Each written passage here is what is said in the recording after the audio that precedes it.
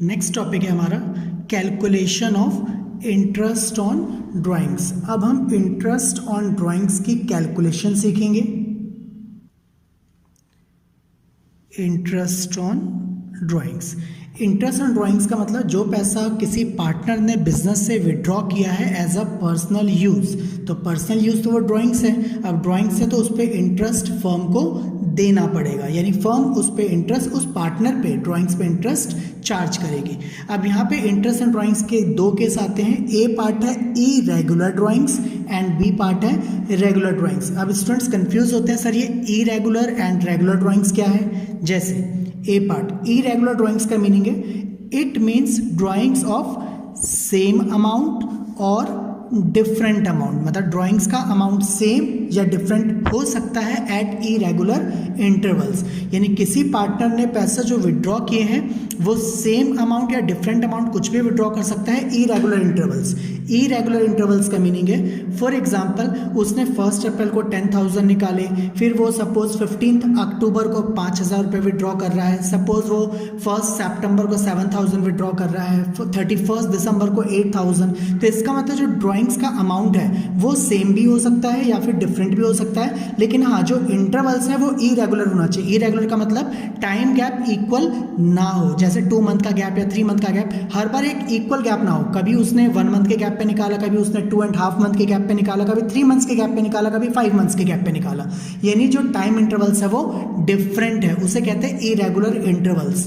तो इस केस में हम कैलकुलेशन सीखेंगे इरेगुलर ड्राइंग्स के केस में। और सेकेंड पार्ट आता है रेगुलर ड्राइंग्स।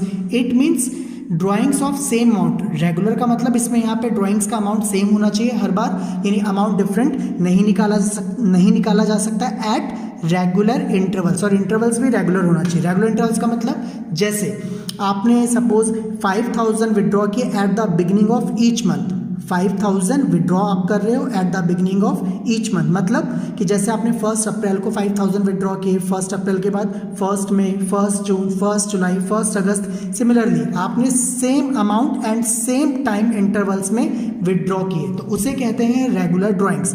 यानी आपका टाइम इंटरवल हर बार कितने महीने का चल रहा है, 1 मंथ्स का, और आप कब विड्रॉ कर रहे हो, हर बार beginning of the every month, और वो भी सेम अमाउंट। जैसे आप कह सकते हो कि at the middle of every month, हर महीने के मिड में आप 10,000 विड्रॉ कर रहे हो। जैसे 15 अप्रैल को 10,000, 15 मई को 10,000, 15 जून को 10,000। तो अगर हम एक सेम इंटरवल्स में, रेगुलर इंटरवल्स में सेम अमाउंट विड्रॉ करें, वैसी ड्राइंग्स को रेगुलर ड्राइंग्स कहा जाता है। बट अगर अमाउंट सेम या डिफरेंट कुछ भी चलेगा, लेकिन टाइम पीरियड अनइक्वल। अनइक्वल का मतलब कभी हमने 1 अप्रैल को निकाला, फिर हम 15 मई को निकाल रहे हैं, फिर हम 31 जुलाई को निकाल रहे हैं, फिर हम 15 दिसंबर को निकाल रहे हैं। तो टाइम इंटरवल्स अगर इरेगुलर्स है, उस केस में ड्राइंग्स की कैलकुलेशन इरेगुलर ड्राइंग्स की जाती है, जिसके बेस में हम क्वेश्चंस करेंगे तो ये समरी ज़्यादा बेटर समझ आएगी।